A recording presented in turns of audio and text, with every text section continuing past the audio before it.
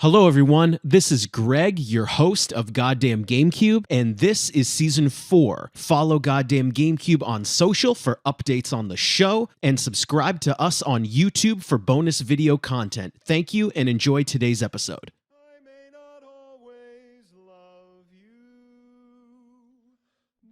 Hello, everyone, and welcome back to another episode of Goddamn Gamecube. My name is Greg. I am your host today. I am joined by Riley, my co-host, and my friend John is here with us again. And we are finishing off our Bioshock Retrospective with Bioshock Infinite, a game that has turned out to mean a lot to me that I never thought it would, sort of influence my life the way it has. John, thank you for joining us for all of these hours of discussing Bioshock. And Riley, why don't you take it away? Because we are going to discuss Bioshock Infinite. Absolutely. So I just wanted to maybe put up a little sort of content warning, I guess. There are some pretty heavy themes involving racial injustice, racial violence, that kind of thing. We are going to get into it a little bit in terms of maybe how well implemented or tastefully those were portrayed, just as a little heads up before we get into it. Some basic facts about this game, like the previous ones we mentioned. It is a first-person shooter adventure game, published by 2K Games, developed by Irrational and 2K Australia.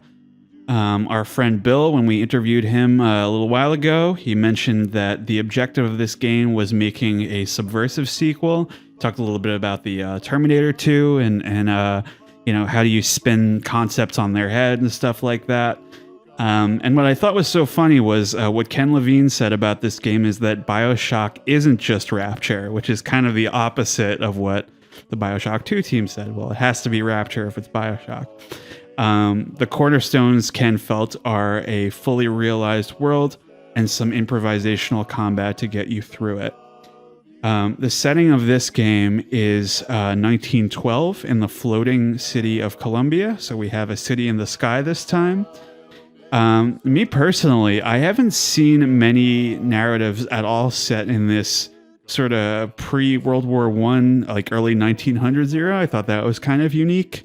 And I just had like a weird sort of shower thought moment where I'm like, imagine people living in that era thinking about how their lives could be gamified like 100 years later. Isn't that insane to think about? Mm-hmm. I guess you could say that with any historical game, but this is sort of the first one where I'm like, damn.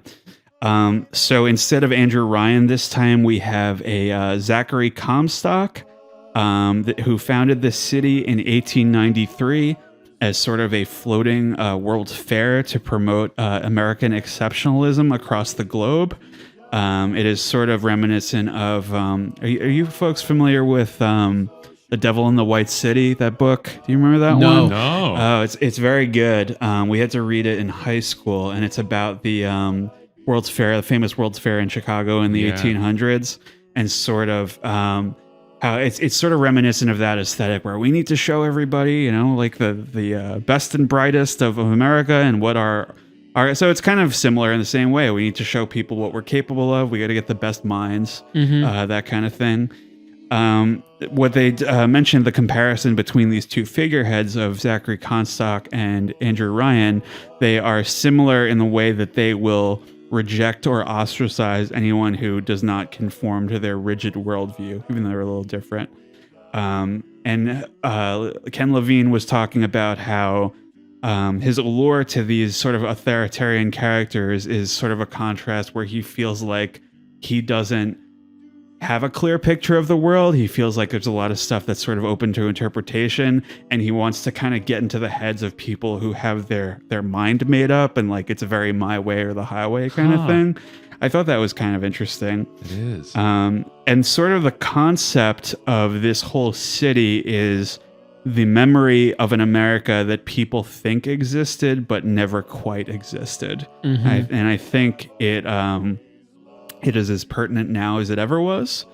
This sort of very overtly patriotic, sort of idyllic setting in the clouds. I haven't seen sky settings very much at all. No, we're about to see one with Breath of the Wild 2. Besides that, I can't really think well, of it. they've dipped their foot in the Oh pond. no, a couple right. times. I'm sorry. I think I blocked out the that game I don't like in the Zelda franchise, but keep going. Quickly, they did it good. I like the one in Twilight Princess when they went up in the sky. Oh sure. Yeah. Mhm. But yeah, like not a lot. Not many people have taken this step here. The sort of the big inciting incident was that Colombia is very heavily advanced in terms of science and weaponry. And when it was traveling the world, it sort of took it on itself during the Boxer Rebellion to, I guess, level the city of Peking in China. And eventually this kind of led to conflict between itself and the United States. And it wound up seceding altogether in 1903, and now it's just kind of adrift and doing its own thing in the sky, like presumably forever. Comstock's faction is called the Founders, believing that the founding fathers sort of embodied the true will of America, and they more or less, it's pretty quick that you realize this basically amounts to just generic like white supremacy in general, the American exception, manifest destiny, all this stuff. People of color are completely subjugated and relegated to roles of servitude and high risk industrial work to keep Colombia in the air. Some of their motivation here, they wanted to confront and involve the audience with mature themes instead of having them merely observe it. In Bill's words, there were a lot of discussions about authorial intent and not wanting people to misinterpret the portrayal of racial violence. He feels that a lot of people are misreading this game. And Ken said that he was trying to avoid directly telling the player how to feel. The last sort of element of this setting is that scientific advancements have led to dimensional rifts called tears that Comstock and Columbia use to pilfer art and technology from neighboring realities. So that's kind of a lot to throw at you all at once. Let's have a quick kind of, let's open up the floor a little bit and talk about the setting of Colombia. Let's get our thoughts up in the air. Sure. I mean, right off the bat, we've talked about this on the show several times. I am in a barbershop quartet that we directly ripped from Bioshock Infinite. So in the first 30 seconds of the game, you encounter that barbershop quartet at this sort of World's Fair sort of setting. And I think with Bioshock Infinite, if they were trying to do sort of a, an anti-sequel or what did they call it? A subversive sequel? Yeah. I think it's too on the nose, but I think it works really well. If you're going to be underwater, I guess the next thing is in the sky, right? Yeah. I feel like it's one of those situations where it is kind of perfect and I can't really make fun of them for that. Yeah. And I think really the first 20 minutes of the game or so, I think are sort of the best representation of them trying to show you this society, show you what Comstock's vision is. I think that's where it comes across in the most plain way. John, if you want to expand. Looking back on it, when I started Bioshock Infinite, I said, oh, I'm in good hands again. Right. I'm in Irrational Games' hands. I'm in Ken Levine's hands. Yeah. Again, it felt iconic to me. You're being shot up into the air and they're playing that song, Will the Circle Be Unbroken, on the broken keyboard. Right. And then as the game goes on, you realize, oh my God, the words of this song are tied so deeply into the themes of this story. Right. And then you land in Colombia and there's these gorgeous stained glass windows and you're in this kind of church setting, and now Will the Circle Be Unbroken is being sung by a choir. Right. And then you step out and you get that first kind of vista view of these different areas of a floating city.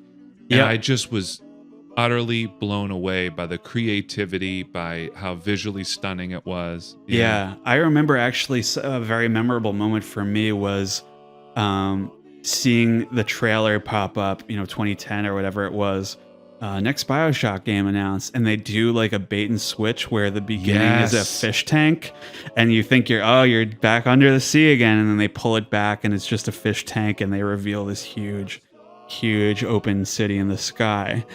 So, perfect transition here. The whole color palette is completely different.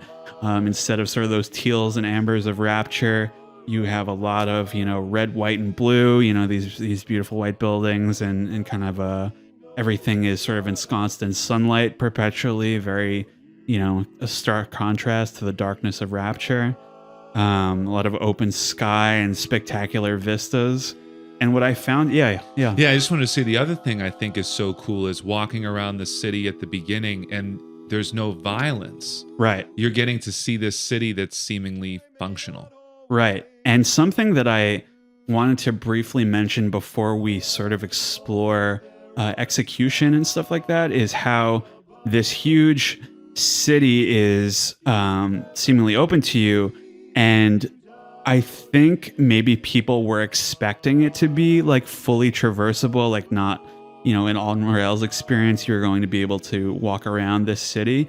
I think maybe that's like the ultimate version of this game that could have been. But it's so interesting to me because I felt like this is a little bit meta where you are kind of giving people not only thematically but in practice an illusion of freedom by like surrounding them with all this beauty, and that's kind of, I think, a major theme of the game. Wow. Something else I wanted to bring up is the character design is a lot more sort of fleshed out in this game. It's very solid, kind of suits the era. Period correct costumes and stuff. You're not fighting these mutant people anymore. They look like human beings. Some of them I think maybe are a little too cartoonish, like Elizabeth in particular kind of has that like Disney kind of look to her, but I'll get deeper into her in a bit. In general, I thought the designs were overall very on message. I think this is maybe one of Troy Baker's better performances as Booker DeWitt, the main character, a former Pinkerton agent who is called to the city. Courtney Draper is sort of, I think, the real star of the show. She voices Elizabeth, your companion, with great motion capture by Heather Gordon. So a lot of people involved in making these characters come to life. For me, arguably the best thing to come out of the game is the Barbershop Quartet and rearrangements of modern popular music, like God Only Knows, Everybody Wants to Rule the World, Tainted Love, and Girls Just Want to Have Fun. You asked Bill about this, actually, and he said there was a great deal of emphasis placed on the thematic and tonal appropriateness of implementing this type of pop music into the Barbershop Quartet. So if you wouldn't mind, I'd like you to speak a little bit about your experiences with Bioshock Infinite and tell us a little about your life there. Sure. So I'll reiterate again. If you listen to the show, I've brought it up before. I am in, if you've seen the Barbershop Quartet that performs at PAX or MagFest or other video game events, I am in that group. Bioshock Infinite actually was not started by me. It was started by, there's so many Nicks in this group. It was by a college friend of mine named Nick. As soon as Bioshock Infinite came out, him and his friends thought it would be a really funny gag to go to a video game industry event, dress as the quartet from Infinite, and sing God Only Knows as if they were the guys from the game. So I saw them perform a few years ago when I was at PAX. They lost a member and they asked me if I would do it. So I joined them, and ever since, I've been singing with them at industry events. And for me personally, I never thought Bioshock Infinite would have this impact on my professional life, where the reason why we met Bill Gardner, who was the lead level designer of Bioshock and who is one of the creative designers of Infinite. We were at PAX in 2019. We were doing the barbershop thing, and Bill came up to us and said, "I made that game. Do you sing the song?" So yes, we do. And we met Bill that way. Right. And I'll say again, I just didn't think it would be this game that sort of... This game is... It's one of these things where it's one of the reasons why I wouldn't say a reason why our podcast started. It's one of the reasons why we've been able to have the reach that we've had. Right. Is we've been able to get into the industry because of this group.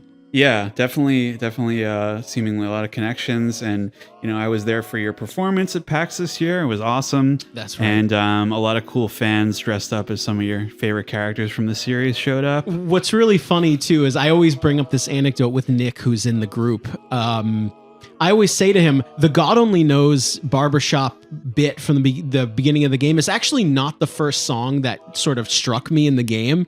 It's actually when you're in the church and Will the Circle Be Unbroken is playing with the choir. Yeah. Oh, like I remember just kind of standing in the church and just letting it play. I rarely do that where like I kind of put the controller down and just listen. Very well mixed. Oh my God. Beautiful reverb. Do you know what's really funny? In the soundtrack version, there's no processing and it kind of sucks. Yeah. Anyway, I don't want to get too far into aesthetic, but no, the quartet has been a huge part of my professional career and it does come from this game. So Yeah, and that's pretty crazy. We're kind of wrapping up aesthetics here. So I guess, I wanted to ask, do you feel as though we can talk about at the end whether all these differences, because there are differences between this and the original Bioshock, in terms of sheer aesthetics, did this still work for you as a Bioshock game? I think I lean towards no. Okay. Because I think Bioshock Infinite is really effective in like the first hour. Then I'm not going to say, we'll talk about all this stuff. I'm not going to get ahead of myself. I'm turning it in sheer like look and, I know. feel and in terms of sound. sheer look and feel.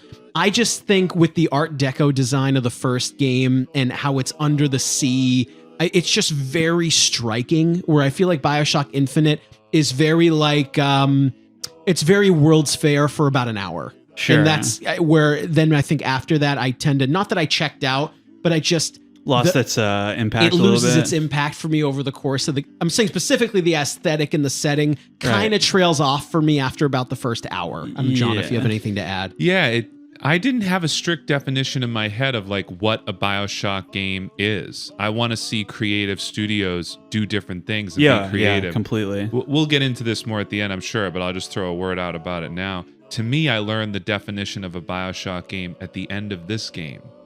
Okay. I think that's when they really start to define what they're trying to do. Well, what we should We'll get say, more into that later. say though, is Bioshock is really System Shock. It didn't start with Bioshock. So Right. some fans might ask you, well, is Bioshock? You should be asking, is it a System Shock game? I don't know what Ken Levine would say about that. Right. Or it's really a spiritual successor to that kind of design. Right, completely. Kind of interesting to see how it evolved over time. But before we get too far, I found out so much about. I have an entire segment here dedicated to the character of Elizabeth. Oh yeah. There is quite a lot of history in terms of how this evolved. Irrational's first AI companion. They are pretty much the insight for this game was, in terms of you have, instead of the very lonely kind of schlep through the underbelly of Rapture, you have a sort of bright and beautiful adventure through this city where you have a character with you pretty much the entire time. And they were talking about how throwing these two characters together into a difficult situation, great way to define them and develop their relationship, developing their bond in such a way. When you share Booker's body, then sort of the contradictions come out between, the player and the character, where in terms of what you know and what your goals are. And it sort of enables a more tangible relationship between yourself and Elizabeth because of how these relationships work. Right. Booker has experience from the outside world. He's from the surface. And Elizabeth has lived in Colombia her whole life. So you sort of have these two. They complement each other pretty well, where they have different pools of experience. And they learn a lot from each other in a kind of an organic way. It's a very kind of classic movie setup, he's this way and she's this way. And they're going to get into some hijinks, Yeah. Originally, I don't know if you have ever seen this, the original Elizabeth design. She is a very sort of like a kind of an uptight noble woman, and she is like very pallid, and she was actually mute. Wow. And because she was nonverbal, they prioritized keeping her on screen at all times, which was like very limiting because they're like, well, we need to have, she's got to be sort of in focus the whole time, but not in your way, etc. So what they, wound up doing is like, well, let's not make her mute, because then even if she's off camera, she can be doing her own thing and speaking to you about her discoveries while you're exploring. Essentially, it was such a difficult thing for them to implement that a certain amount of the team were arguing to cut her completely. Wow. Which is insane because of what a huge, I think, defining, aspect of this game she is. Yeah. They felt it was very important to be able to look at Elizabeth just randomly in the middle of gameplay and feel like she's paying attention to your actions, to the level of how does a person react when you stand next to them or stare at them for too long? How often do they blink? Start like pretty detailed, like into how do you make it feel like a real person? In terms of her role in the game, she can open up these dimensional tears to give you cover, support, or ammunition. And for me, I think in terms of, because this is pretty much all about Elizabeth, I'm going to open up the floor here for impressions, but she pretty much worked for me in every aspect but that last one, where I felt that early on she opens up a tear to like 1983, an alternate 1983, where you have like a cinema marquee that says Revenge of the Jedi instead of Return of the Jedi. Right. And because that was the original title. And so I was like, that was in one of the trailers. And I felt that these tear moments could have used a little bit more imagination and creativity. Maybe they had more plans for this, but didn't. What did you guys think of Elizabeth as a whole on this in this game? I love Elizabeth in this game. I think she's brilliant. And I saw interviews with Ken Levine where he talked about it was very important that she doesn't feel like she's a hindrance to you. Right. She's not something that you have to protect. She's actually someone who's an aid to you in battle, and in a lot of ways more powerful than you. And I find her character development to be absolutely phenomenal. She starts off in a tower, and there's a real trope there, right? Woman stuck in the tower. And to me, she looks a lot like Belle from Beauty and the Beast. Right. And then later in the game, there's that beautiful scene where she kills somebody. And literally, like, her dress opens up and her hair is shorter and she's covered in blood. Right. And she's kind of, I think that's I think that's an intentional metaphor. Sure. So maybe that Disney critique was a little on purpose in terms of when it execution. comes to, there's always a little give and take when you're forced to be with another character for most of, or if not the entire game. Yeah. There's always a little give and take here, where let me describe this the best way that I can.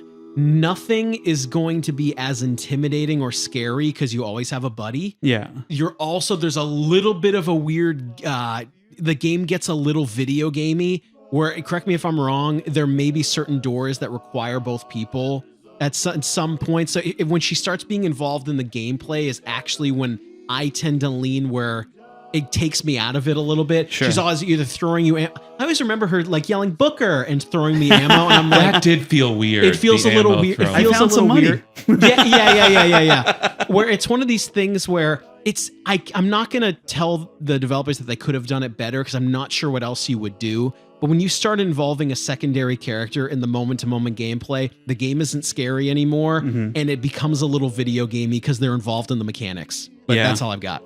Yeah, no, I think overall there's not really a ton of opportunities for horror in this game compared to the first two. So that's kind of something you lose, I guess, the opportunity to feel. You do have some segments where you're alone, but you are correct that it does have an effect on the overall feel. You lose a little bit of the intimidation, a little bit of the discovery because you always have sort of a tag along. Right. Yeah. You kind of have. Whereas they did seem to feel like they didn't want to tell you how to feel. You do have someone kind of always offering their interpretations. So we're going to get into how it plays a little bit here. Cool. Something that I thought was kind of odd is that early on, you have you've never had this before at a Bioshock game, a like recharging shield mechanic. And so I was curious about why this was implemented, and it was evidently because Columbia had many large open spaces, the player would take damage from an enemy they had not seen yet. So this was introduced to limit the amount of permanent damage, because you do still have a health bar, but the amount of permanent damage taken from attacks by unseen enemies, and give the player time to find and identify them. So my question to you guys is, do you like this? Do you agree with their reasoning, or have an idea how they could have circumvented it? That's really tough. I don't want to sort of explode on gameplay in this moment. It's weird, man, where Bioshock Infinite, I think it actually plays a little bit worse than the first one. And in some of these ways, okay, if enemies are going to shoot you from far away, just don't design it that way. Right, You know what I mean? I feel like you're kind of created your own problem. Yeah. I don't know. And do you have anything to say about shield specifically? Because I have problems with the upgrades and like plasmids and all that stuff too. But yeah, the shield specifically, I don't know. I do feel that the gunplay was a lot tighter in this game. It was a lot more precise, the zooming in and everything. I like zooming along the rails and kind of jumping off and hitting people. I thought it was tighter than Bioshock 1. Yeah, overall. I think for me, it's kind of odd to me where it maybe felt like a bit of a capitulation, where you have like this Master Chief Halo regenerating energy shield, but and some of the recharging like Call of Duty health stuff, like your screen getting messed up and stuff, whereas you really were dependent on finding health and food in the originals. I think they want you to play a little bit more recklessly in this version. They want you to leap around, and it's a little bit more almost action movie-esque. So the shield helps with that, I think. It keeps it moving a little bit more. Yeah. Something else that was very kind of important for me to mention is that you can only carry 2 weapons in this game. Also similar to Halo or a Call of Duty, versus a multi-weapon like Half-Life or the previous Bioshocks. For me, I think this is kind of give and take, where it makes the experience more believable, but kind of reduces the amount of depth and improv you can get into in certain encounters. You don't have a good amount of different tools. I think it could have been balanced by maybe limiting ammo here and there of different types. But I think it's sort of maybe to make you feel a little bit more, like imagine Jack in Bioshock 1 carrying every weapon. Like he would have been like, just looked like a commando. It wouldn't make any sense. You know what I mean? Yeah. So I get it from that perspective, but I think when it came down to, they always talk about how important it is to have these different kinds of options, things you can experiment with to attack, combat encounters. And I feel like when you pare it down to 2, you can swap them out, over the course of the game if you find other ones, but it kind of it limits your moment-to-moment gameplay a little. A little bit, yeah. As in terms of standouts, I didn't have many. I thought the sniper rifle was a good addition, because you're in these big, wide open areas. It's kind of something that would only suit this kind of environment. Thought that was a worthy inclusion. The guns are still upgradable like the previous games, but it feels to me a little less significant than it did when you found one of like the Power to the People machines. Yeah, that was like a huge deal in the first 2 when you got those. I think you can just upgrade them if you have enough money in this one. So a little less special. We mentioned briefly the skylines, big, huge plus for this game for me. They add a good amount of sort of kinetic energy to certain encounters. But I did feel that they were slightly underutilized despite their ubiquity. I felt like there maybe could have been a little bit more, creative paths for the roller coaster to take, I guess you would say. But I mean, they were fun. I liked them. Plasmids are replaced by vigors in this one. They seem a little kind of boilerplate by comparison to me, where they you have kind of a lot of the repeat, shock, flame, stuff from the previous game. They have sort of a charge up, which allows them to be turned into traps, kind of, mixing and matching some stuff from the first two. My favorites were the crow attack. That was pretty cool. Cool. You unleash some crows, and the return to sender, which was like, kind of like the telekinesis, I guess, where you're collecting bullets or whatever and sending them back. Probably one of the weakest aspects for me is the gear system. Do you remember this at all? It is like you collect, I think it's hat, shirt, pants, and boots. And these pretty much take the place of your gene tonics. That's right. Yeah, that's right. And that's right. So I'm not like against their inclusion here, but I don't think they work as well because they actually affect your, your values and your your video game math of your video character. game math. Yeah. And it just kind of absurd to me because it's like these boots will like send out an electrical charge when you get hit, that kind of thing. It's just like, it doesn't, I mean, it just felt maybe like unfinished. Yeah. Maybe, like a concept. A little undercooked. And what was surprising to me is like it's undercooked, but you just did a whole game where you could have just used the same system. Yeah. Right? But I don't know. It's a little strange. Like my kind of iconic Booker look is what the vest and bolo tie and what you mean he's wearing different clothes? It's kind of weird, right? Yeah, and you don't see the clothes them either. Yeah, it's really weird. Kind of odd. I did want to mention that we talked a little bit about the pros and cons of hacking in the first two. And this, you can hack turrets by using one of the vigors. And I don't know. I think I stand by Bioshock 2 was the nice little middle ground because it does take something out of it by just, casting on like something like that. It makes it a little less deep. I feel like the enemies were also a little less iconic than the previous games, though there were some standouts here and there. I liked a lot the motorized Patriot, the George Washington. The George Washington like, with the machine gun. It was unbelievable. It looks awesome. I thought the Handyman was okay. It's kind of similar to the Big Daddy, I guess. Yeah. And we're gonna get into this later, but the Boy of Silence. Remember those guys? Some good ones, I have to say. There were some memorable concepts. And my last sort of thing here was, did you ever mess around with 1999 mode? Do you remember this? No, I never did. So it's sort of like what you were talking about in the previous episode with the Vita chambers being turned off. It is essentially, it's called 1999 mode because it is it resembles like the System Shock system with when you die you have to like pay money to respawn, and if you don't have any you'll just be kicked back to the main menu. Ooh. I think that was pretty cool. And it was just kind of just if you felt that the game was a little too easy, there's it's pretty much all your normal hard mode stuff, like you take more damage and ammo is more scarce, that kind of thing. Always, I think, a worthwhile inclusion if you're going to have those diehards. But do you folks have anything else to add about the gameplay before we get into story here? Only a quick summary. I think one of my issues with Bioshock Infinite was that it has this feeling of being less customizable and it feels less deep, even though it has kind of the same amount of features as one. And I can't really put my finger on it. It could be the combination that you don't have all your weapons available to you at the same time. The plasmids or whatever they're called in this game are very, very boilerplate, as you said.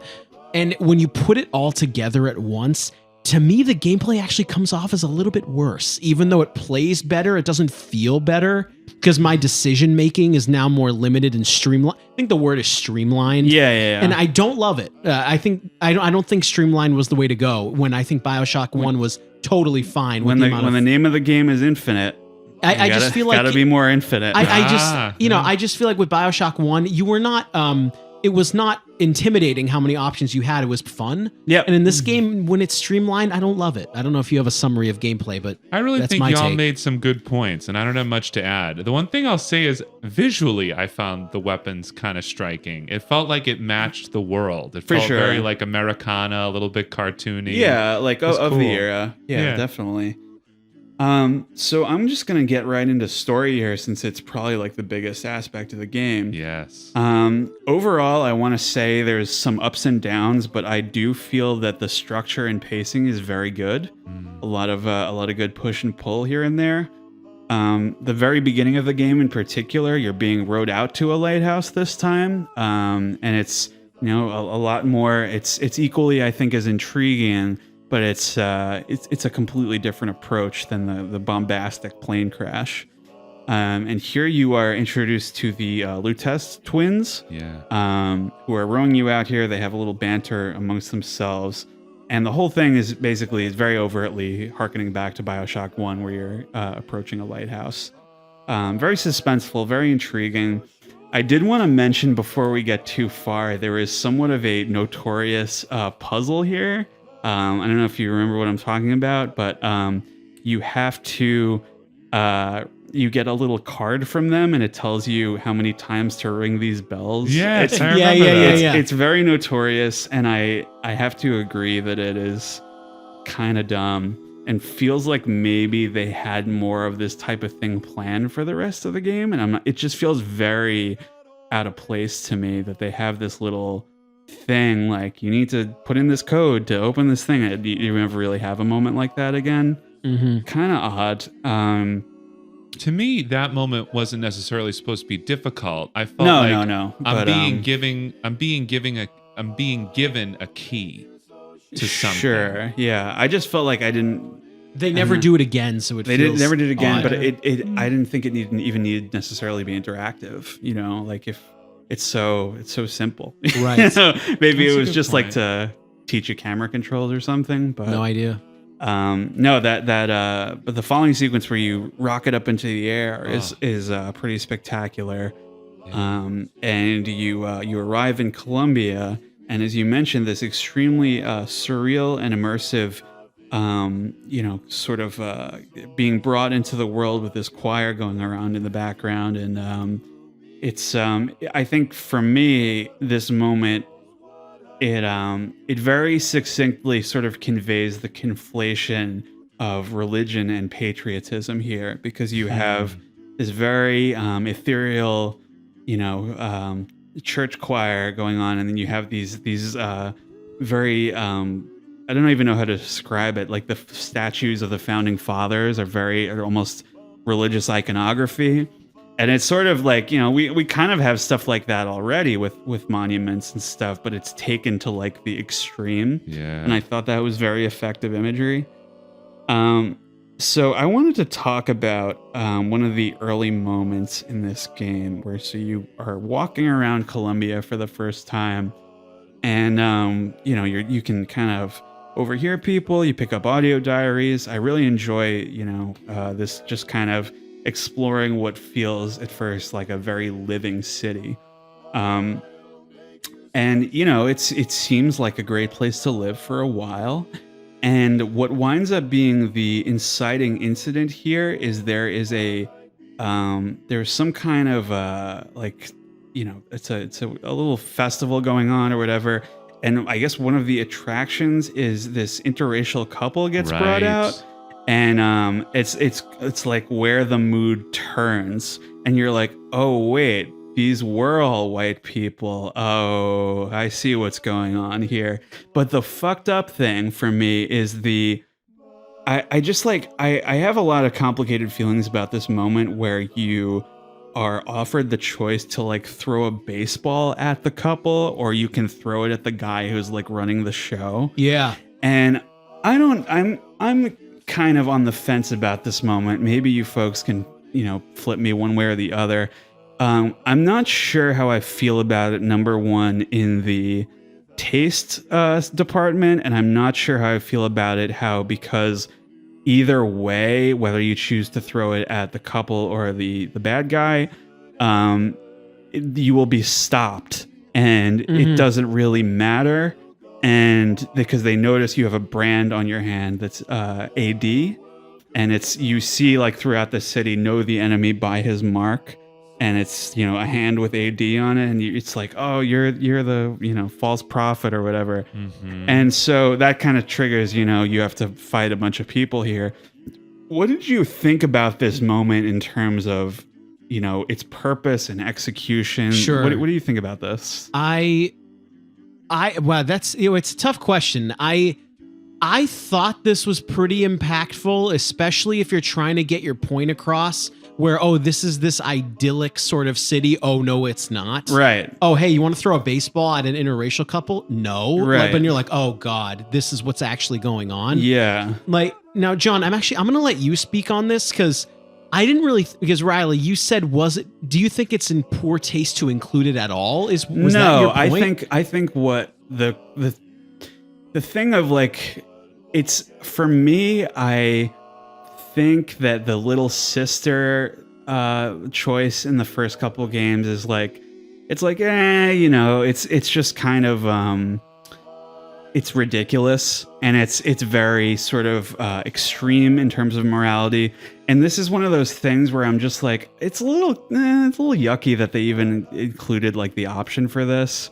Especially, I mean, speaking for myself, at least in 2013, my understanding of, you know, continued racial injustice was far inferior to what it is now, especially after the last couple of years. And it's just like, did this like, I'm not saying, I think maybe it would have been worth including, period, for sure. But in terms of having you choose to throw a baseball at them and it doesn't matter anyway, it's just kind of like, was this really worth including? I don't know. John, how do you feel? I thought it was an incredibly effective moment. It really put me in the world. It suddenly made me feel that there was real horror and racism in this world. Did it have to be made as a choice? I don't know. But it matches to me themes that we're going to get at later with Booker, where we see him at the Battle of Wounded Knee and him deciding he's going to be particularly terrible to the Native Americans because the men in his own troop are saying that he's part Native American. Right. So he decides he's going to be extra violent to Native Americans. Right. So it does kind of have a mirror of something we're going to get at later. Right. Like, do some players think, do I want to blend in this city? And if I throw the ball at them, do I avoid combat a little bit longer? Maybe. Yeah, it's an interesting... No, it's an interesting point. So I can't really answer your question. What I will say is, obviously the developers thought about this, and that's why neither choice matters, because you are stopped no matter what. Right. Because you couldn't actually go through with that. It That might would have be been in too poor horrifying. taste. Right. If you could do that. Then again, I see John's point though. Do I want to blend in even though this is absolutely terrible? Fuck. I mean, I think they may have been purposeful where they want to put that thought in your brain and they stop you no matter what. I don't know. I think that's hard. Like, should you? For me, You could argue it a couple of different ways. Yeah, and I think it's just that you never really.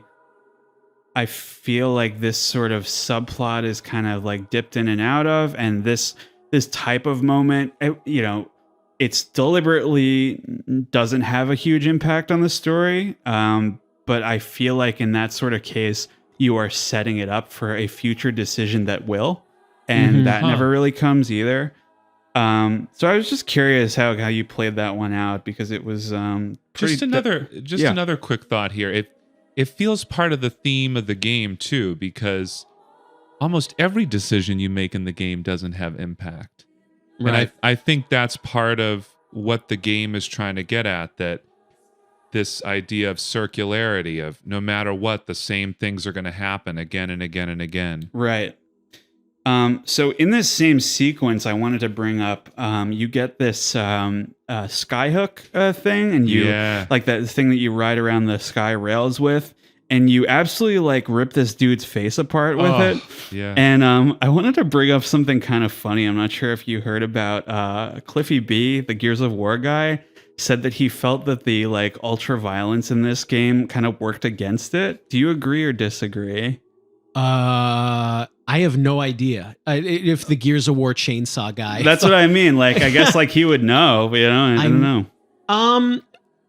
No, because I actually don't consider this game to be overly violent, except for like right there. Okay. Not really. No. Yeah. I mean, I guess you can like kind of blow people's faces off, but it's nothing like chainsawing somebody apart. I don't.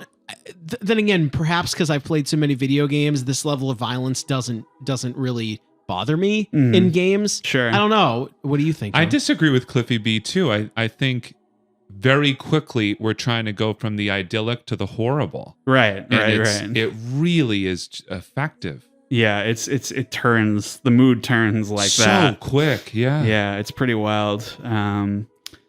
Pretty much very early in the game, you are rescuing Elizabeth from the tower, this big sort of angel statue, Monument Island. And this is where you are introduced to the songbird. It was very heavily featured in the advertising, sort of this like flying Big Daddy, I guess you would call it. And just out of curiosity, because for me, the way this played out was very different from what I was expecting. What did you think the role of this sort of character was going to be in this game? I thought it was going to be the big boss fight at the end of the game. Right. Or I thought or at some point you'd confront and... Yeah, exactly. The other thing I just want to say quickly, when we first visit Elizabeth, again, there's this subversion because we're told she is the chosen one. She will lead the city someday. Mm-hmm. And we go to her tower and it's like, danger, danger. And there's locks and security cameras on her. And we see people spying on her. Mm-hmm. And I thought that was so effective. Yeah. No, just in terms of everybody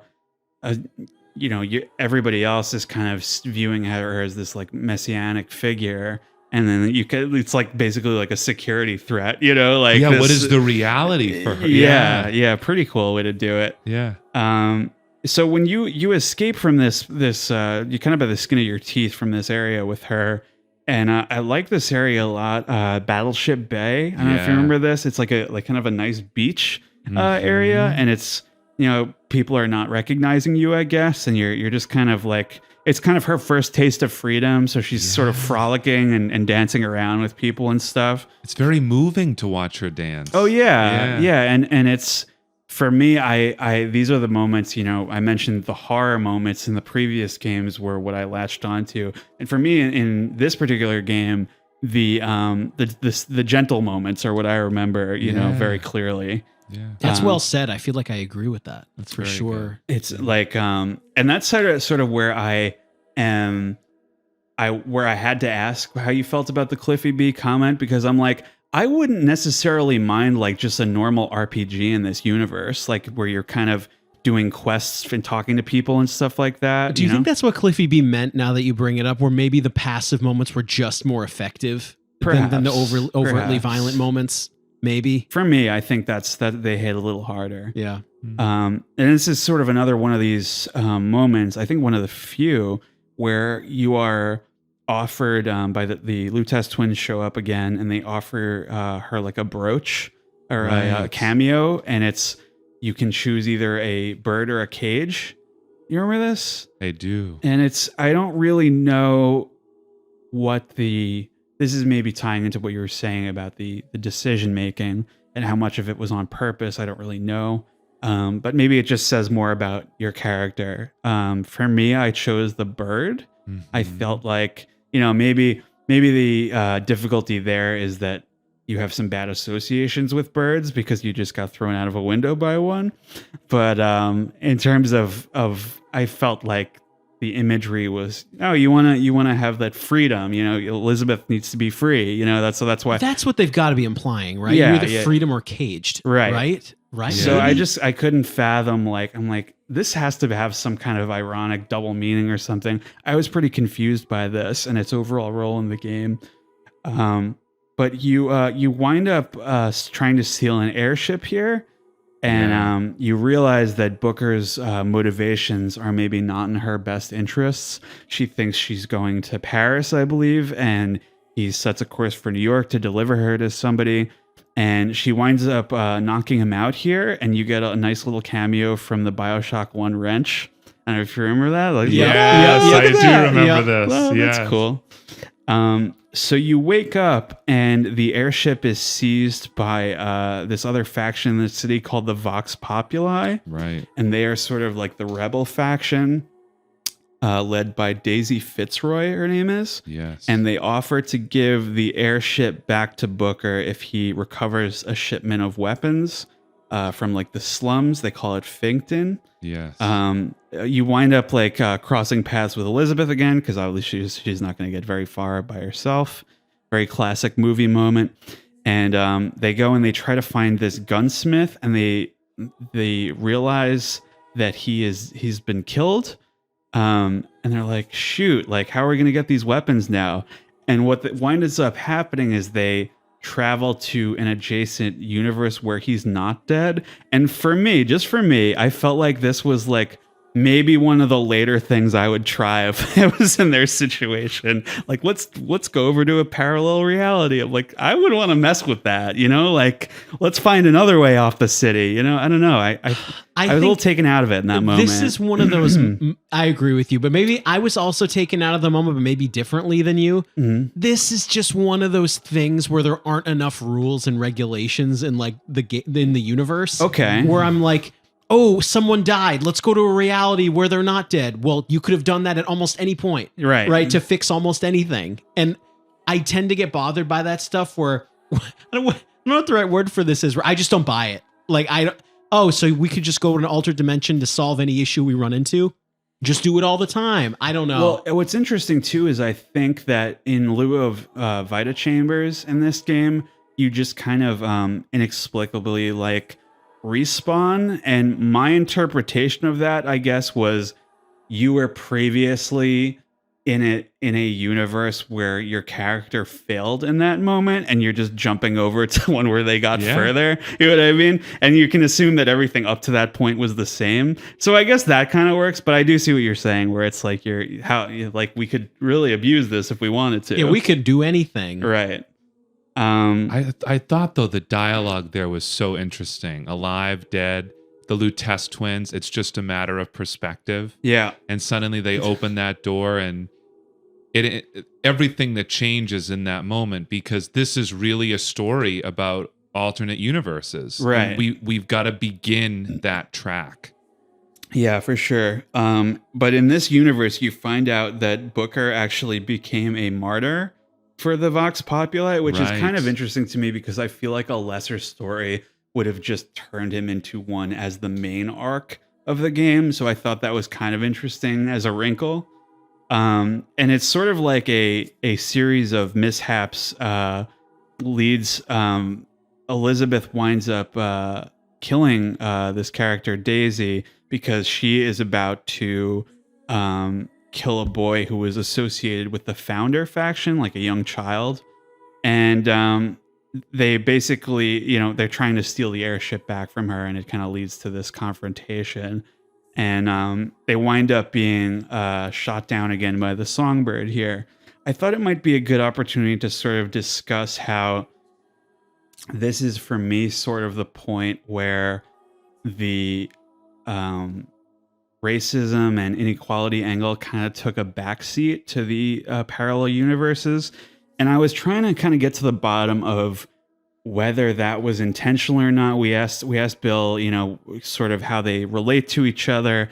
And I'm still not super clear about what they were trying to say. It feels a little bit like they were at odds with each other to me, where, you have these many, many different realities.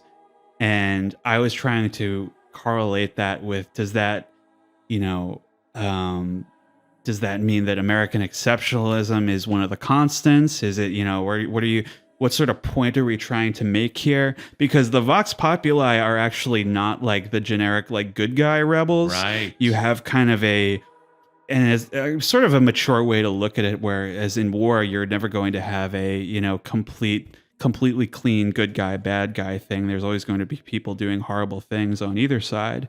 But I don't really know. This is sort of, for me, where the racial injustice arc ends. You don't really get a lot more, and I'm not really sure what the I don't really know why it was included if it wasn't sort of the main focus there. I don't know if you have another take on it. See, actually, to me, I was kind of blown away with what they were doing there, because we see Daisy and she's African American, Right. and we help her out. And in my head, I think, okay, this is American exceptionalism. The racism is white people to black people.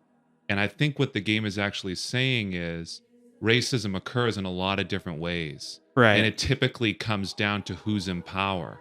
Right. Because once Daisy is in power, she starts to kind of be racist and oppressive in her own way. Right. There are two major historical events in this game that are referenced a lot. One is the Battle of Wounded Knee, and one is the Boxer Rebellion. Right. The Boxer Rebellion is about Asian people who are resisting Western influence. Mhm. And so they're literally killing Christians. Right. And at the end of this game, there's this idea of these parallel universes, constants and variables. And this, to me, is when we get into the definition of what Bioshock means. Sure. These different people that come along, that come into power, that have different ideas, different ways of idealism, but the oppression that happens by those in power.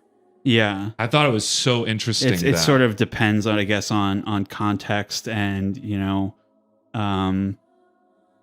fortune, like if like how people come into power to begin with, how they come into resources and accumulate power and wealth. Well, this is a constant thing human beings do, right? When I'm Right. in power, a great way to keep it is to say, those are the people holding us back. Right. And I thought the game did a very good job of that, actually. Sure. Greg, did you have any thoughts about this or? This has gotta be, I don't personally know, but I think this has gotta be the moment in the game where I think the internet is divided on this game. Okay. Where there is what's the word for this? There is a critique levied at this game that Bioshock Infinite is really treading too close to, hey, there's good and bad on both sides here. Sure, yeah. And that's where, I think maybe they get too close to the sun here. Yeah. Where I mean, where here's the thing. I'm trying to separate how I feel versus maybe what the game is trying to tell you, and I think maybe they stumbled a little with this, or at least that's what the general consensus is. Well, like I said, it was a very, we don't want to tell people what to feel, but I feel like when you're dealing with these types of themes, there is a little bit more responsibility in how things are portrayed. Yeah, I think they had a responsibility here that maybe got stumbled upon a little. It's just odd to me because it seems like it's going to be a little more important at the beginning, and you kind of a lot more focus is placed on the many worlds stuff as it goes along here. It feels like it kind of got lost in the shuffle for me personally. I think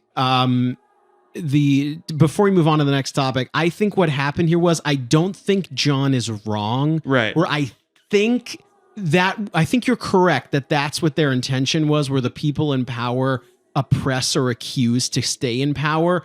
But I think the developers had responsibility to portray it in a better light, in a way that's more relatable to real life, right? Sure, which they didn't do, yeah. Or maybe it's not quite clear. Mm-hmm. That I don't. That's all that I can say. Where I'm even kind of stumbling of what was there and what are they trying to tell you here? That was my question. Really. Yeah. But I think we've covered it from all different angles. Yeah. So at this next juncture, you pretty much, Songbird has been causing you trouble since the beginning. So they figure out that the only way to escape is trying to figure out how to control it. Right. And during this passage, you sort of wind up discovering the truth about the Lutesses, where they are. I thought this was a very, very clever twist. They're not, in fact, twins, but they are the same person from different realities who sort of, found each other. I think that's one of the greatest strengths of the game. I think it's terrific. There is sort of a whole conspiratorial subplot where, in experimenting with different realities, Comstock himself was rendered sterile. And so he had the Lutesses, who he was sort of sponsoring for this type of research, to steal his actual heir from a different timeline, from his parallel universe self, who turns out to be Booker. During this sort of kidnapping, Elizabeth's pinky is severed on like a different side of the tear. So she kind of has a presence in two realities. And this ultimately, for magic bullshit, it works for me. Like that's why she can access, because she herself is not, her particles aren't together. So she can kind of tap into that sort of that window there. And as it turns out, the AD on his hand stands for Anna DeWitt. It's her original name. Kind of interesting. Comstock's wife becomes suspicious at one point in their history, and thought that he was cheating on her to produce this heir, and he wound up having her murdered and framed Daisy for the crime. So that kind of added another layer to the whole thing, where I think she was just sort of a servant in their house, and in sort of this injustice in framing her for a crime like that. This is where sort of this whole rebellion came from, and I thought it was kind of another interesting wrinkle. But something that really bothered me towards the end of this game is, I don't know if you remember this at all, but this was distinctly a moment at the time that took me out, was when you fight Lady Comstock's ghost in a graveyard. I hated this boss battle. I remember it went on for a really long time. Level. Yeah. And I thought it was just kind of off message for Bioshock. Yes. It's kind of like, why is this in here? I don't know. Very, very odd. I mean, so it's just kind of like an obstacle. Very gamey. Yeah, kind of harkening back to the Atlas a little bit, I guess. There is a brief, what I feel is somewhat pointless, but I feel it's entertaining, is you are pulled into the world of an older Elizabeth, who has inherited Comstock's role and essentially is waging war on the surface below to survive, which I thought maybe like a tiny bit more effective version of the bad endings of Bioshock 1, where it's like you have this untold power, being used, like you see like the consequences a little bit more clearly. I thought this was a great segment. You see the Boys of Silence in this segment. They're they're super powerful hearing. They have these weird helmets on, and they can detect you. You have to kind of sneak around a little bit. Kind of, I guess, a little bit tapping into the little sister thing, where you have a strange child that's it's a little eerie.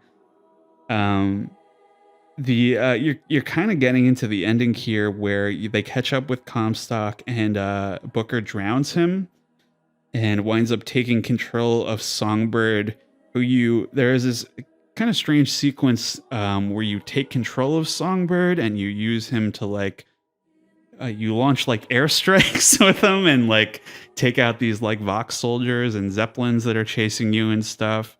How did you feel about this sequence? Greg, why don't you go first? It's kind of this is kind of one of your video gamey on rails segments. Yeah. Where like, I don't know, maybe do what's so funny over the course of this podcast. Maybe I agree with Cliffy B more and more. Where like, I don't know why this is happening, or why, I don't know. I feel like we're kind of flexing our action game muscles here, where I don't tend to like on rails sequences or these sort of, I don't know. Almost like an RTS moment. Yeah, I don't really understand why we're doing this. Here's a good question. Which final encounter do you like the best of 1, 2, and 3? This is it. This is the final. Do you know what's funny? I probably like 1 the best, even though that's what I I'm don't saying. really like it. Because at least it's like a climax. Like you're taking out succinct. Atlas. You're killing Atlas. You did it, and the others are. I don't even remember. The second one is like a wave sequence, and this isn't that different. Right. So sometimes Bioshock games are so damn compelling that like I get in a final encounter like that, and I'm like, I just want this to end so I know what's going to happen. Next. Right. A lot of games do that. For I me. almost wish that Bioshock just owned that they are kind of an ironic game, and they just have ironic bosses. Yeah. You don't have to flex your action muscles, unless the publisher is making you. I don't know.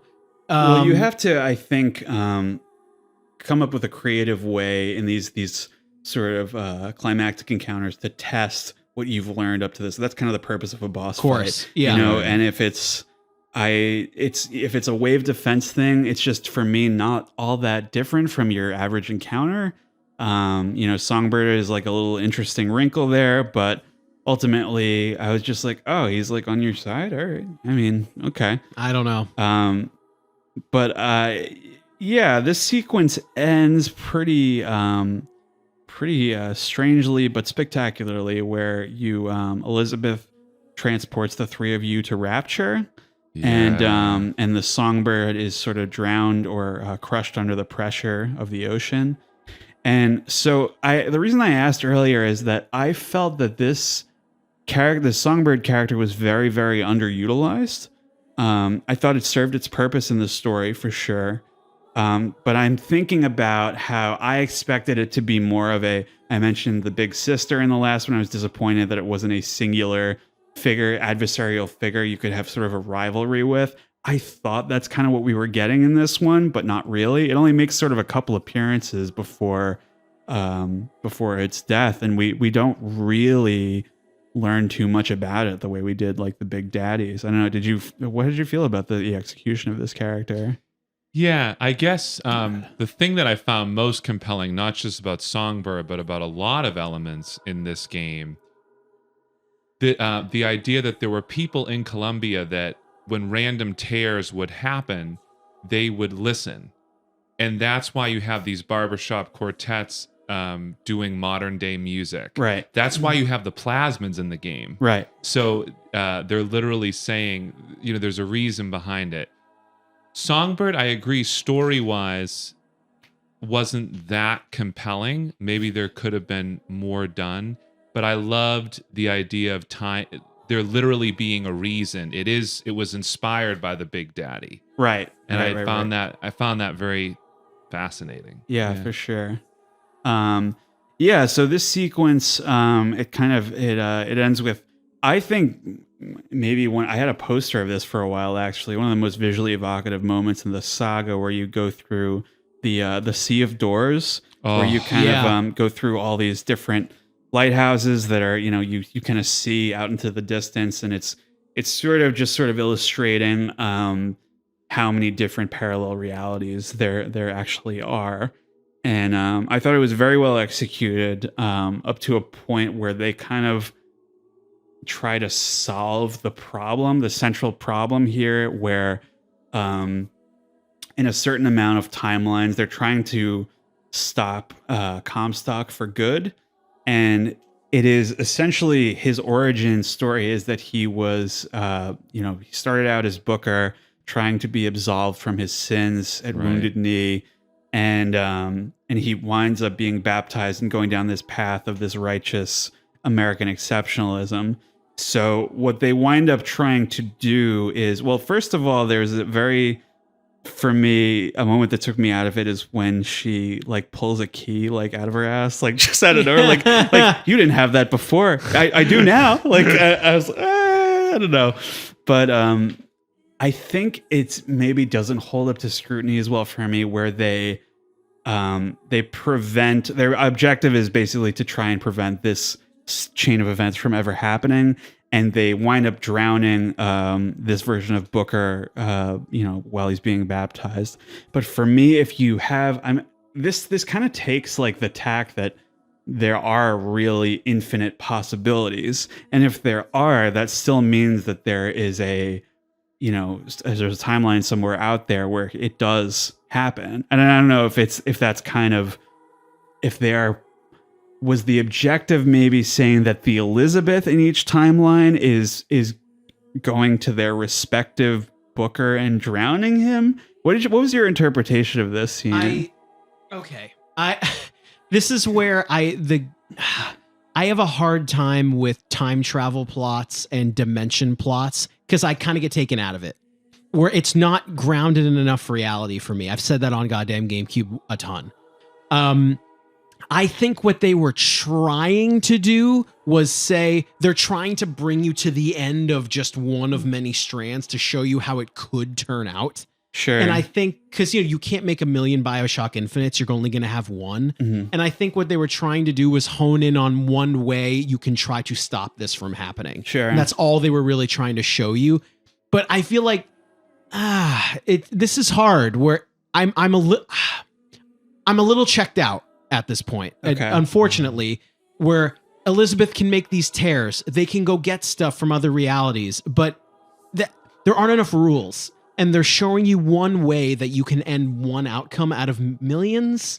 I don't know. I think we needed more like Matrix kind of rules, where it's like you die in the Matrix, you die in real life, that kind of thing. I think it was effective. Like you are kind of the villain, and they're trying to stop you. You've been playing as you the whole time. Yeah. That's fine, and I think that's fine for what it is. But they've already opened up this wormhole of it could be a million different things. So it's a hard sell for me. I don't know about you. That's tough for me. It's not. I don't know. I have a couple of thoughts. Sure. First of all, I want to go back, Riley, to that moment where you're walking and there's literally thousands of lighthouses. Yeah. And it was just, there might be holes, there might be flaws, but that moment just gave me such a feeling of epicness and vastness. Oh, yeah. And she's describing the stars and relating them to all these lighthouses, all these different possibilities. There's always another city. There's always another person who comes into power. And it's different, but yet we seem to follow the same structure over and over again. And it really made me think about how we do that as humans throughout our history. Oh, yeah. We tend to just do the same patterns in different ways over and over again. And it's a little bit kind of tapping into that Metal Gear Solid 2 with like the subversive sequel about recreating the events of Bioshock 1 and that kind of thing. No, I mean, it's a very, I think maybe what Greg is trying to say is, are you saying maybe it's like, it's hard to feel like these events have consequences when there are infinite realities? Yes, it's hard for me to feel like there's any starting and ending, or we resolved anything. Okay, I think I understand the 6 points away from the point, which is humans keep doing the same thing over and over. Yeah. But like, I mean, I don't know, man. Like, I feel like I'm starting to do some mental gymnastics here. Yes, we're like, yes, humans in real life, we make the same mistakes over and over. But I can't just like rip open a tear and there's like another reality. Like, I can't stretch my mind that far. To me, it stops being. It just gets a little bit too unrealistic for me, where it's not grounded enough. So I think I understand like the football field away point that like maybe that they're trying to make about the connection they're trying to make to real life. But I just, like I said, time travel plots and interdimension plots. Okay, so this could be anything and a million times over. Like I'm checked out. I can totally understand how that would pull you out of it.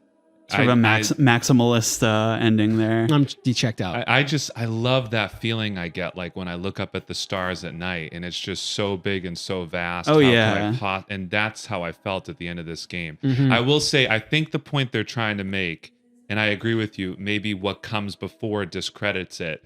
In Booker's life, there's this one nexus point, right? Right. It's the baptism. And whether he goes through with the baptism or doesn't, that affects this whole thing. So we're trying to eliminate that one nexus point. We kill him before the baptism takes place, and it wipes out a world of possibilities. That's what I was trying to say earlier, where I think they're trying to show you one strand of these million strands, because there's only one game. Like Right. They're trying to show you one, you call it a nexus point, it's a good word for it. Yeah. They're trying to show you this one stopping point, and that was the point of the game, I think. Yeah, but I totally hear what you guys are saying. You kind of think, well, if there's so many possibilities, even if you eliminate that nexus point, then surely there's got to be some reality in which.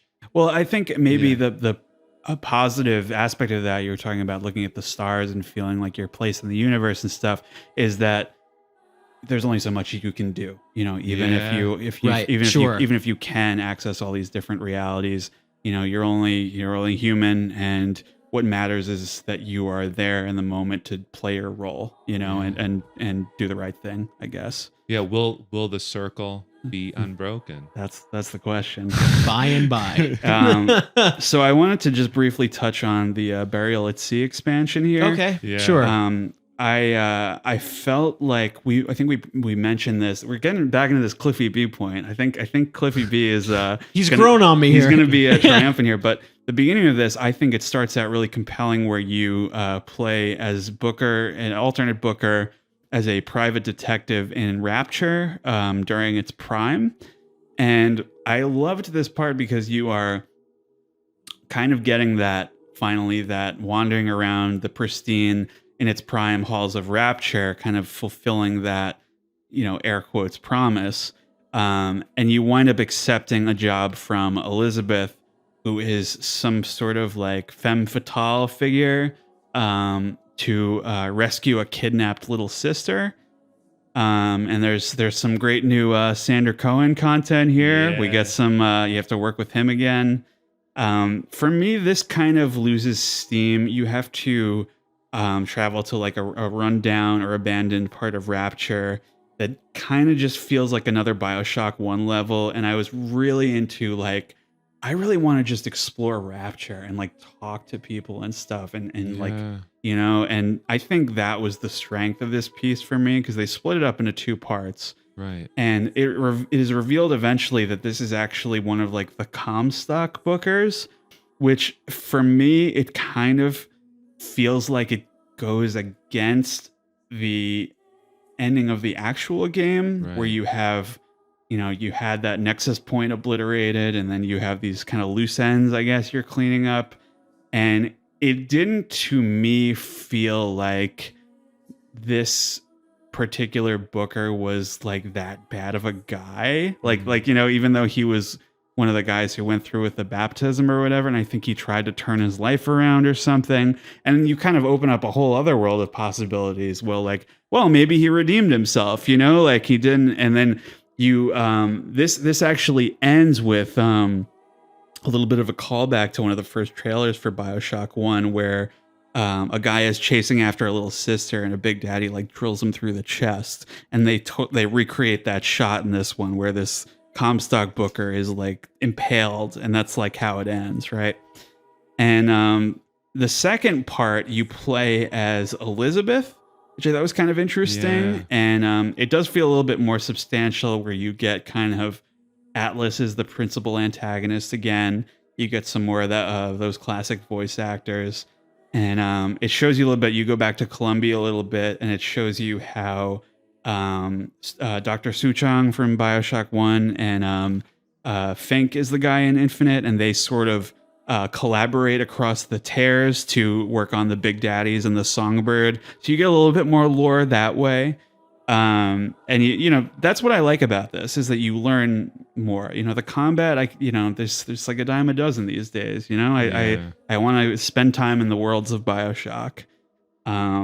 Elizabeth winds up actually being responsible for a lot of the events of Bioshock 1, though. And her role sort of in Rapture's fall and all these things happening, for me, it kind of feels like a bit of a stretch, and it sort of robs the original characters of like their agency, where you have sort of this person like pulling the strings and stuff. Like, it was actually her in the background the whole time, and you see like Jack's plane crash at the very end of it, and it's just like, all right, well, we get the closed loop.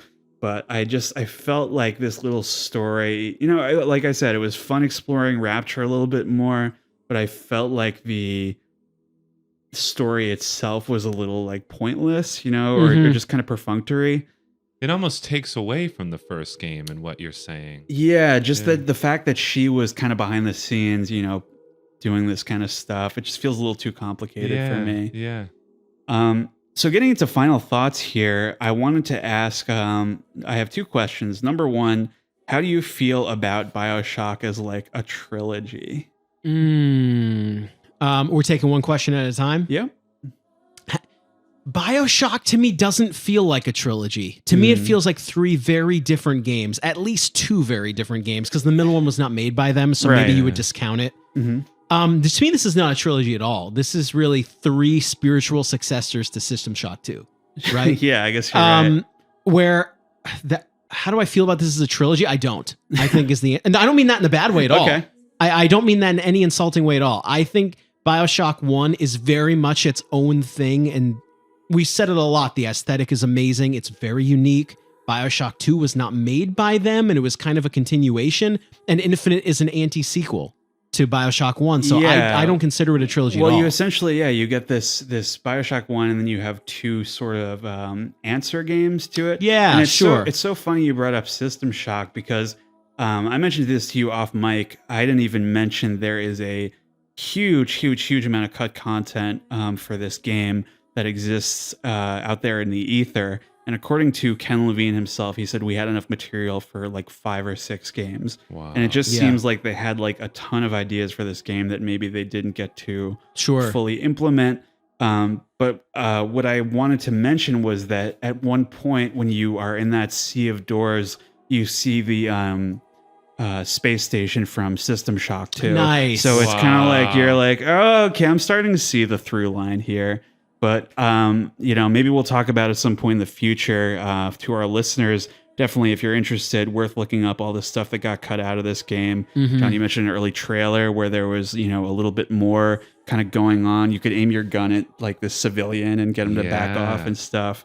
But no, I was just curious how you feel as like a complete thought, like the 3 games kind of work together. Yeah, I really don't view 2 as part of the mix. I see 1 and I see Infinite. Yeah. Just this weird little side story in the middle. I Yeah, guess, just you know? this weird kind of side story. I guess if Irrational Games was going to make any more Bioshocks, I don't want them to be worried about having to make it feel like part of a trilogy. Right. I like it when their creativity is just unleashed. Sure. So slap Bioshock on it, but make it whatever Well, the hell you want. City in a volcano. Well, it's not Right. that different from FromSoft, where there are 7 Dark Souls games and they really aren't connected at all. Right. Not really. Or Right. I mean, they're technically like 13, but whatever. Where with Bioshock as well. Irrational does not exist anymore. Right. So that would, so that's not going to happen. No. There's a new Bioshock coming. that was my other question. There So is Oh, a sure. new Why don't you one, go on to the next supposedly. question? yeah, no. So Bioshock 4, for lack of a better title, is in development. Has been for a while apparently. Who did you say was handling it? I could be wrong. I thought it was Crystal Dynamics, but I think I saw that mentioned. So this is a question I like to ask a lot on this show. Is that what do you want to see? Do you think it will be any good? And what do you think will actually happen? Oh boy. What do I want to see? My first thought goes to, I kind of want to get back to a System Shock where we haven't seen one in a long time. That what do people call them? The 0451 games, the sort of Deus Exes, the Preys. We haven't seen RPGs. more of an RPG game. Because, we've seen Bioshock now a couple of times. Yeah. But what do I think we're going to get? A Bioshock ripoff. Like, they're going to do the plasmid thing. They're going to do the health and Do you think they're magic going to go meter back thing. to Rapture? Wow. I hope not. Right? Yeah. Nice. I hope not. Because with Burial at Sea, we've done Rapture now 3 times. Here's It's what I too think. much. I'm going to let John take this. Yeah. My hope is that maybe we go subterranean instead. They've done the sky. They've done the sea. How about underground?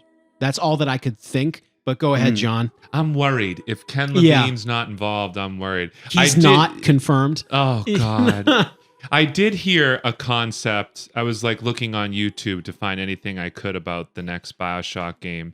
Some people are saying open world. I don't know how I feel about that. Bioshock is such a I don't narrative want it. experience. I don't want, I heard one concept, and who knows if it'll happen. It's sort of 2 cities stacked on top of each other. Yeah, Almost yeah. like a mirror of, and that to me could be kind of interesting. For sure. 100%. So we'll see. Yeah, I think that would definitely be the way to go.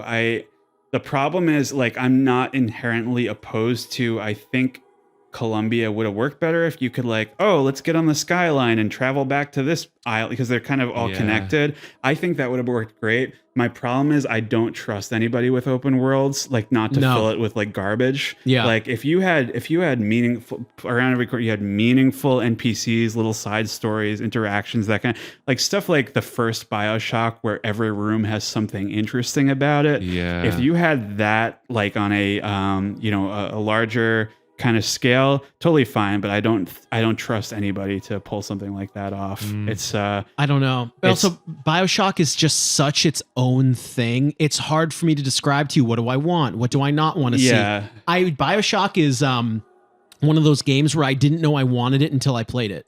Yeah, I don't know. And it's sort of my last point here is that in terms of going forward, it is pretty much like a foregone conclusion that a Bioshock game is going to be like, what if a city in a weird place? Whereas in terms of when they did Bioshock Infinite, they deliberately referenced, how ridiculous it is that it's like a city in a, I think at one point when Booker goes to Rapture in the end of Infinite, he's like, a city underwater? No, I've seen everything, like it's kind of, it works for me a little bit more as a second, history repeats itself as the first time is tragedy and a third time is farce or whatever the expression is. It's just like when you do it a second time, it's like, oh, that's kind of interesting, especially that it's like the opposite.